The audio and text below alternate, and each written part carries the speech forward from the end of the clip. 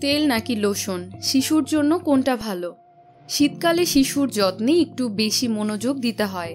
এ সময় আবহাওয়া শুষ্ক হয়ে পড়ে, তাই সবাই ত্বক আর্দ্র রাখতে চেষ্টা করেন। এক্ষেত্রে অনেকেই দ্বিধায় থাকেন শিশুকে তাহলে তেল মাখানো উচিত নাকি লোশন। শিশুকে ম্যাসাজ করা যাবে কিনা? শিশুর শরীরে তেল বা লোশন দুটি ব্যবহার করা যাবে, তবে যেটা শিশুর জন্য আরামদায়ক সেটাই বেছে নিতে হবে। তেলের লাভ ক্ষতি। শীতে শিশুর মালিশে নারকেল তেলও ব্যবহার করতে পারেন। নারকেল তেলে আছে অ্যান্টিমাইক্রোবায়াল, অ্যান্টিব্যাকটেরিয়াল, অ্যান্টিফাঙ্গাল এবং অ্যান্টিভাইরাল উপাদান, যা ত্বকের জন্য দারুণ উপকারী। আবার শিশুর ত্বক যদি শুষ্ক থাকে তাহলে নারকেল তেলের সঙ্গে শিয়া বাটার মিশিয়ে শিশুর মালিশে ব্যবহার করতে পারেন। শিয়া বাটার ত্বক আর্দ্র করে। বাজারে অনেক ধরনের ম্যাসাজ অয়েল পাওয়া যায়। ব্যবহারের আগে এসব তেলে কি কি উপাদান আছে তা দেখে নিতে হবে। সুগন্ধি ঘন তেল শিশুর ত্বকে অ্যালার্জি, জ্বালাপোড়া বা ফুসকুড়ি সৃষ্টি করতে পারে, তবে শিশুর ত্বকের জন্য তাদের উপযোগী অপেক্ষাকৃত পাতলা ও প্রাকৃতিক তেল ব্যবহার করা ভালো। শিশুর ঠান্ডাজনিত সমস্যাগুলো থেকে রেহাই পেতে সরষের তেল ব্যবহার করতে পারেন। সরষের তেল শরীরে রক্ত সঞ্চালন বাড়ায়, শরীর উষ্ণ রাখে। শিশুর ঠান্ডা লাগার শঙ্কা থাকে না, বিশেষ করে শরীরে তাপ ধরে রাখতে সাহায্য করে। সরষের তেলের মধ্যে কয়েকটি রসুনের কোয়া দিয়ে গরম করে নিলে সেটা ঠান্ডা করে শিশুর বুকে মালিশ করলে সাধারণ সর্দি কাশি থেকে রক্ষা পাওয়া যায়।